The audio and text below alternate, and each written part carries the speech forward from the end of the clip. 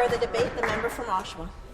Thank you very much, Speaker, and I am pleased to be able to stand in this House and add my, what I hope are thoughtful comments on Bill 71, Building More Mines Act.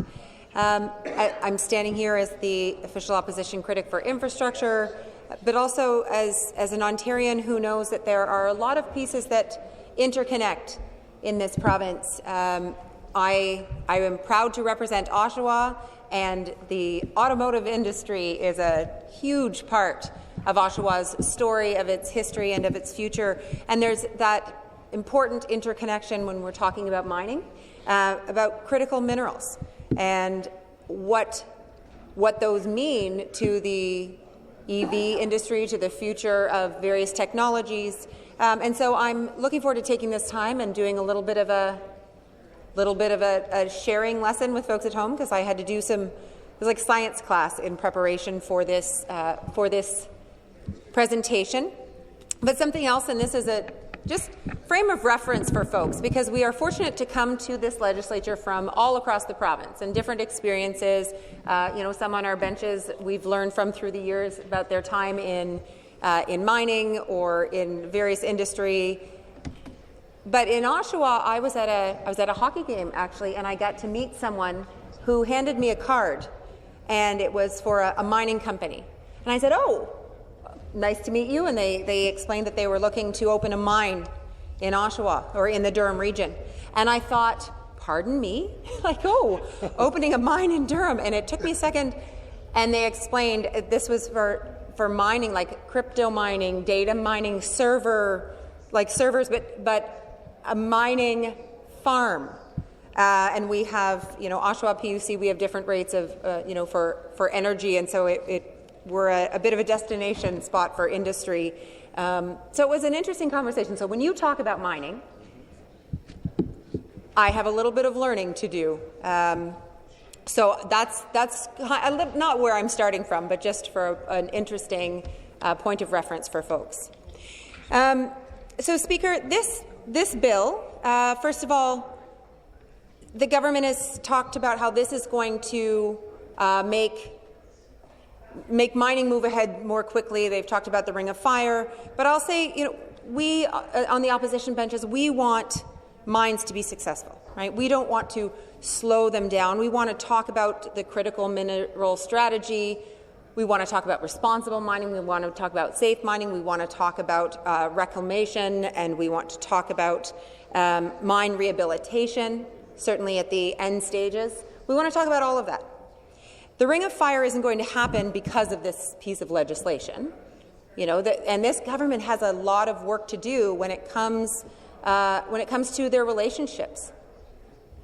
We've heard some of our members remind the government, who I'm happy for them to be reminded, that the Premier has talked about whether it's driving the bulldozer himself, sort of thing, and that has come up not just because it's kind of an interesting picture in our minds, but because it speaks to there's a problem there about how this government is not tending to or respecting the relationships with First Nations in a way that the First Nations are, to say appreciating is the wrong word, not recognizing as appropriate involvement. So when you have mining companies, as I understand, who have been building relationships with First Nations through the years, right? The government and the Premier specifically was doing a fair bit of harm to that. So this bill, as any bill about the mining industry and mining opportunities, is an opportunity to strengthen those relationships. And unfortunately, that's not what happened. In fact, the day that this bill was tabled, I understand Chief Muniz, as we have heard, said publicly, and I'm quoting here from an article called Neskantaga First Nation, said it wasn't adequately consulted in Ring of Fire key Ring of Fire environmental study. Specifically, Chief Wayne Muniz said that the First Nation had not provided its consent to the terms of the environmental assessment and vowed to fight against the development. Quote, "This is unacceptable. This is something that is very concerning to us and something that the CEO of Ring of Fire Metals needs to know. You're not going to cross our river system without our free, prior and informed consent," said Chief Muniz. "You're going to have to kill us. You're going to have to do more than just getting access from the province of Ontario," end quote. This is important. Free, prior, and informed consent is important. It should direct how we move forward as a province. And I'm raising that because this particular bill, as best as we can find out, as we understand it from industry and as we understand it from First Nations that we have been able to connect with about this bill, which is quickly before us, that there wasn't a formal consultation, that they found out about it, and I'm saying they broadly, that Indigenous communities found out about this the day it was tabled. That is not free, prior, or informed. So, Speaker, let me break down this bill. Parts 1 and 2 are about the decision-making process. So, basically, there are two statutory positions, the Director of Mine Exploration and Director of Mine Rehabilitation. And I'm going to put this in significantly layman's terms, so please correct me, member from Sudbury, if required. But mine exploration is assessing permits, the gathering data, of the potential of a site. It's kind of the beginning stages of will there or won't there be a mine, I suppose is the way I'm going to put it. And mine rehabilitation is the opposite end of that process, is the wind down, the reclamation, maybe when the land gets a chance to heal, how it is left, environmentally, how it is left with the community in terms of what legacy infrastructure or various pieces, right? That's the end stages. So there have been two roles, the director, but it was one person. It was a director responsible for multiple parts. So what this bill does is moves power away from the Director of Mine Exploration and Mine Rehabilitation. And now all of a sudden the minister is the only person with responsibility for mine rehabilitation. So that end stage, the environmental piece, that's only the minister. And I would love for the government to answer this question. They've been asked it throughout debate. Where does this come from? Because industry has not said, there's been no one in the mining industry who said, we requested this. So where does that come from? Is it ministry frustration? Does the minister feel left out? And if somebody's unhappy about the way I worded it, explain it to me. Because when you don't have rationale for why you've completely eliminated that Director of Rehabilitation position, if the ministry cannot explain it, then we're left to wonder. And I'm going to go with because the minister wanted it. But when I look at the environmental track record of this government, I get very nervous about putting all of the reclamation side, all of the rehabilitation, all of that responsibility to the minister, who, if I'm going to be fair, this particular minister knows mining. That's a fair comment. But I don't know his background on the environment. And, if Cabinet decides somebody else gets to be Minister of Mines, I don't know which of these members has that background either. Anyway, I see that as a problem. Like, rehabilitation responsibility is only the minister now. It's no longer a public service director who has years. She has years of experience working for the Minister of the Environment, Conservation and Parks. Background in environmental science. That's who held that responsibility before, and now it's this minister for now. So I wouldn't say that is going to do anything to build the kind of trust with Indigenous communities who are concerned about how that land will be left, or broader communities who are worried about how that will be left. Speaker, I'm going to jump ahead to the third section about mineral recovery. Actually, no, I'll keep going in order. The other thing is there are amendments in this bill about closure plans.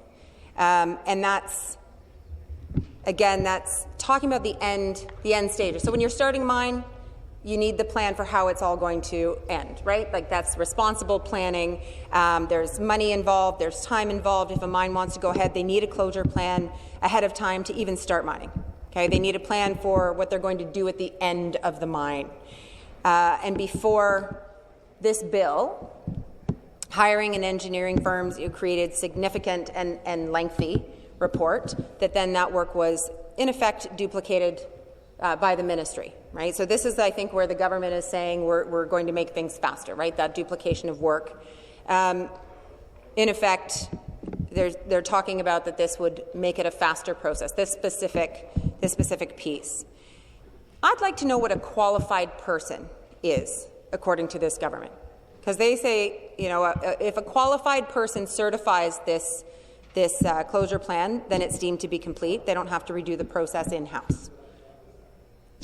But what is someone who's qualified? So I'd like to know that, right? Before regulations, like if they could get up and say, don't worry, it won't just be, someone who is interested in the ministry and it works, in the bureaucracy, and no disrespect to them, but should it be, like, what should the qualifications actually be? What level of engineering, environmental engineering, right? Like, do some reassurance here, because you're making a significant change.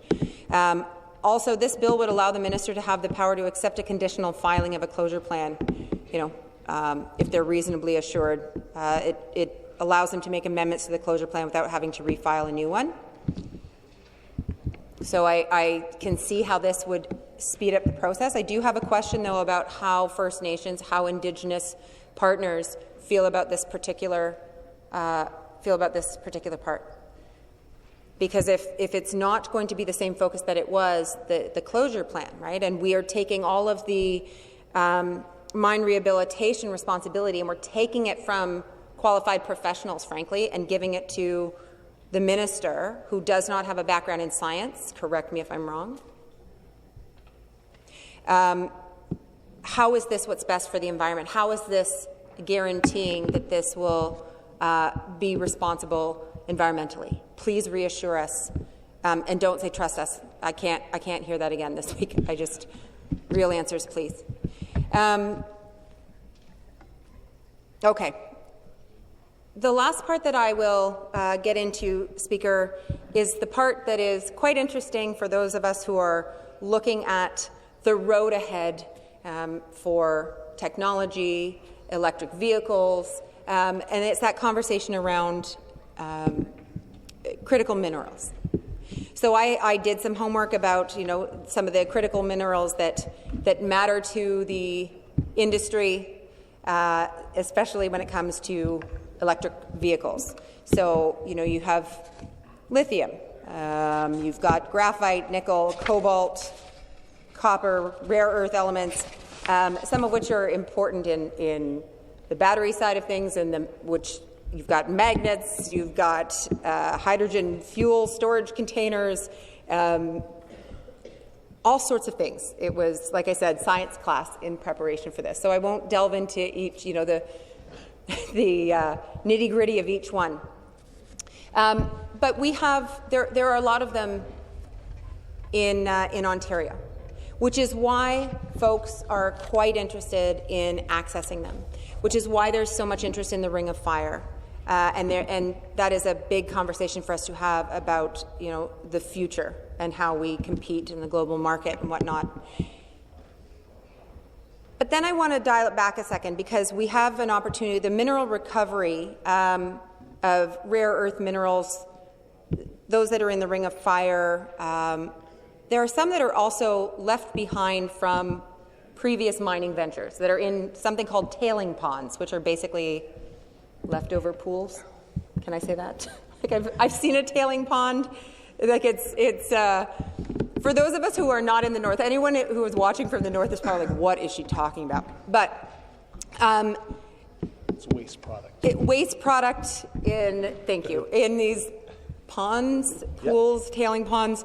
And it turns out that because technology being what it had been before at the closure of previous mines, our technology is different now, that they could go back to those tailing ponds and basically scoop up the minerals that are in there, take a second pass at them with newer technologies, and that there's interest in that because while we're developing, if it's the Ring of Fire, other opportunities, there are minerals to be had if we can kind of take that second pass at that at those ponds. But Speaker, here's just, and again, this is the stuff that gets me with this particular government. There was a bill that the government had passed before about, I think it was Bill 13 maybe. It said that if we go back, it gave permission to go back and scoop up through these tailing ponds for the critical minerals, but said that they had to leave the ponds better than how they were found, right? Better than it was before the recovery. So that was in a last bill. That's where we're at right now, that if they go back, they have to leave it better than it was. And now in this bill, if you want to scoop up tailings, you have to improve. You don't have to improve the land to make it better. You have to leave it comparable to or better than it was before the recovery. So they've added comparable to. So instead of better than, it's or the same. And why? It's a fairly open-ended better than. So if you look at it before and there was whatever that land looked like, whatever was around the pond before, I'm thinking even as simple as there was litter around and then you clean it up. Isn't that technically better than? I'm not meaning to say that's what we should do, but it is not an onerous task to leave a place better than how you found it, especially when it does not specify what better than means. So for this government to go back and be like, oh, that's a lot, that's really positive. And since we're doing so much negative stuff here, let's just make it comparable. Let's bring it down. Let's downgrade that. Better than's a lot. I don't like that. And who asked for that? Go back to them and say, you know what, you want what's in the tailings? You can clean it. You can leave that area better than how you found it because the community around there cares. And I know that we're going to hear from the northern members about what is left in the wake or has been left historically in the wake of different mines, big and small, of the lessons learned of how we can do better. And you guys are like, oh, we can't do better. Let's just do comparable. Again, rehabilitation is only up to the minister. I think that is a mistake, and because it wasn't even industry that asked for that, I think you guys have some explaining to do. Speaker, one of the things that I'd like to talk about when we're talking about critical minerals and the opportunity in Ontario, I'd like to take a minute and share about Project Arrow. Ontario Tech is an excellent university in my neck of the woods, and they had the opportunity at the ACE Automotive Centre, the Aerodynamic Climatic Wind Tunnel at Ontario Tech, to be a part of a really special, globally exciting project, and it's called Project Arrow. And Project Arrow Phase 2 was an all-Canadian engineered concept vehicle that just debuted earlier this year. And it is a wonderful success story. And university was chosen because of its global reputation for its excellence in energy and automotive, smart mobility. And this vehicle, Speaker, it's like a perfect vehicle. And everybody, I mean, yes, it was cool, but it went from being a concept to reality. And it was to show the potential in Canada. It doesn't have an engine or a gas tank, so there's room for bigger passenger compartments. Smaller than many crossover-style vehicles on the market today. People were quite excited to look at it, but it's part of the EV revolution.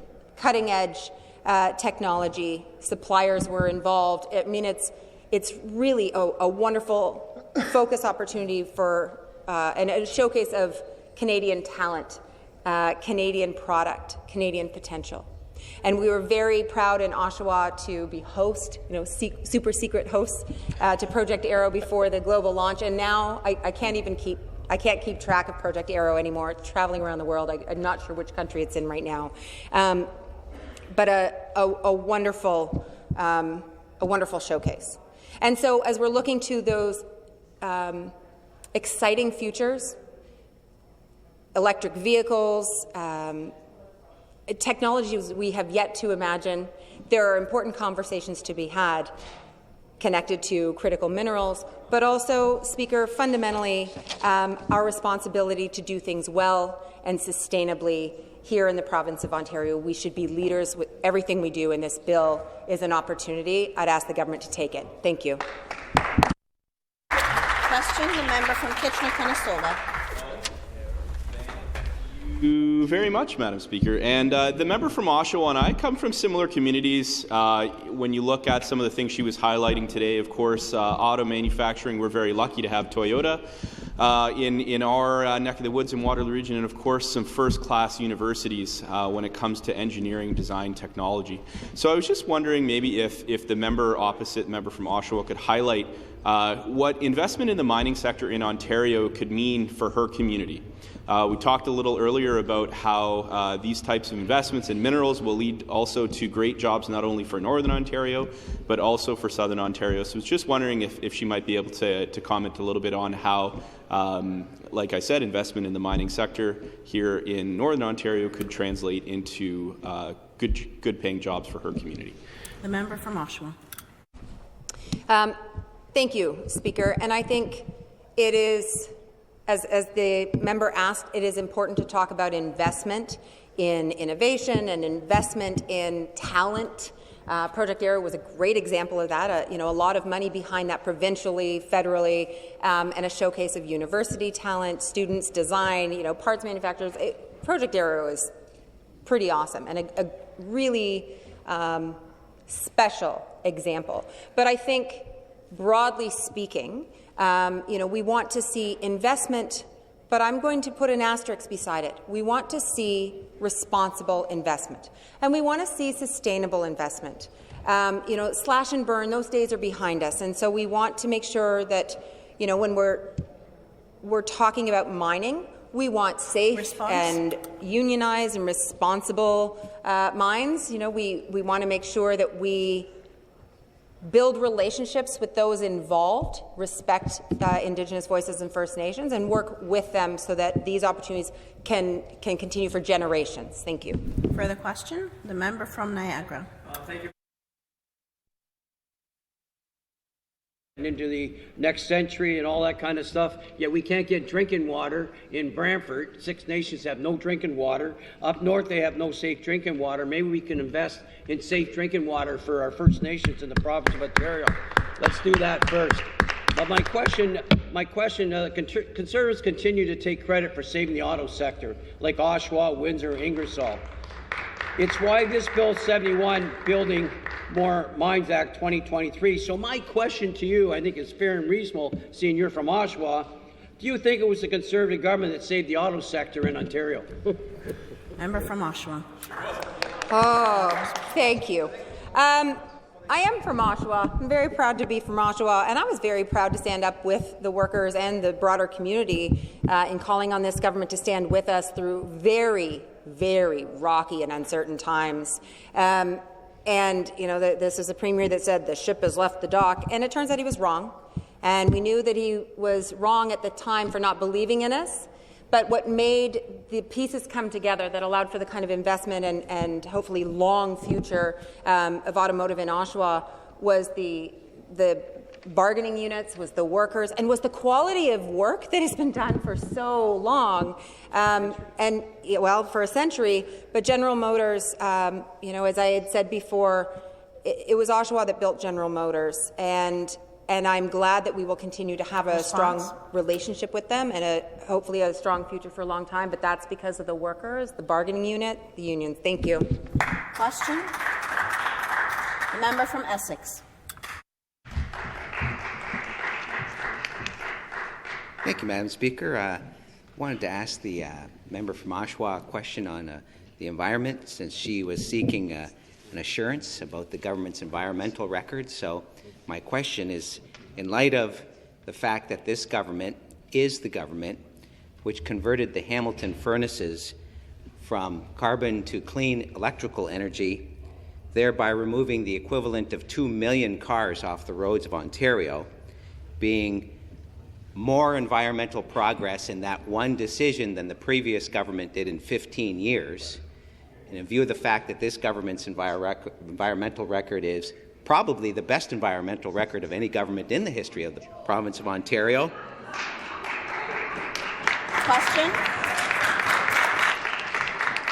Given that no other government has Question? removed the equivalent of 2 million cars off the road, is that enough assurance? Response, the member from Oshawa.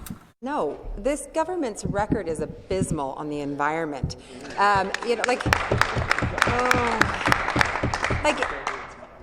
If you would like to be reminded of the harm and the damage that has been done on your watch, feel free to come to Durham Region. Let me escort you through the Durham Rouge Agricultural Preserve that is phenomenal, but on the chopping block. Duffins Creek and that area, you had your own Minister of Natural Resources and Forestry who was willing to sign to do away with that provincially significant wetland classification just because. You guys do harm without even blinking. So if you're going to stand up and point to one thing that you're proud of, let me stand up and point to the fact that you pulled out all the charging stations right when you got here. And here we are talking about the future of electric vehicles. You have more to do, but please stop doing so much harm. Thank you. Question, the member from Sudbury. Thank you very much, Speaker. The member from Oshawa was talking during her debate. She was talking about the old regulation of leaving mining sites better than they were before, and how it's now comparable, and how that's a difference. And while you were saying that, I was thinking about my experience with Scouts Canada.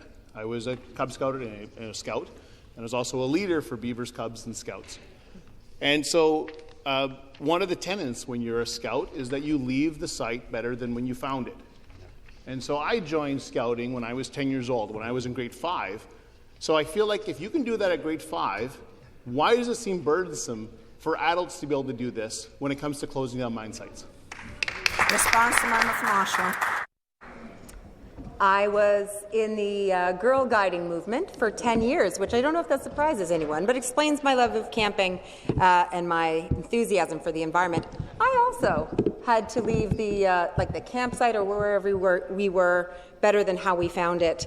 And I don't remember that being an onerous part. I just remember it being part of being a good citizen in nature. So here we have a bill that was recently before this House that said it had to be better than it was before the recovery. And they've just slipped in there now comparable to as determined by the minister. So it's not just about the comparable language that bothers me, it is that they've taken this from the public sector where they had people with science backgrounds like Response? the particular director that they snaked it from and gave it to the minister. What does he know that's more than the folks who've been doing this work for years, and why can't they explain that? It's dodging environmental responsibility for no reason except just because it's easier, I guess, but not in the long run, Speaker, not in the long run. Further questions? The member from Brantford Brand. Always enjoy interactions with the member from Oshawa, but I was hoping she could help me with something that I was having a conversation about with the member from Spadina Fort York. The opposition, and in this bill also, is very hesitant about expanding ministerial powers to expedite mining applications, and we've heard that before about the ministerial zoning orders, and we've heard that before about the City of Toronto Act.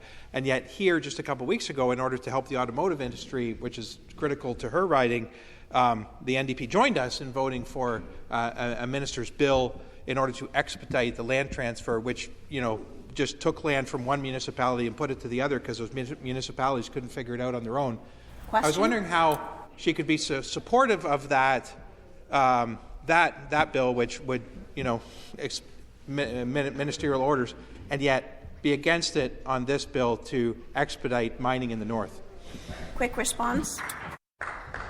I don't know, that felt like a lot of tangle. So again, it's processes that are smoother and faster, done well, is, I think, what we are talking about. But when we have, like, this government hasn't defined a qualified person or individual.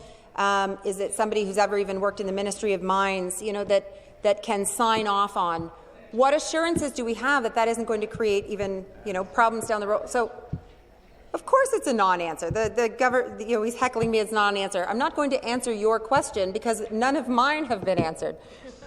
We want to know who is this qualified person and how do you define it? Response? What makes the minister qualified to do the, you know, reclamation and the rehabilitation at the end of a mine? So, does this make it faster? Does it make it better?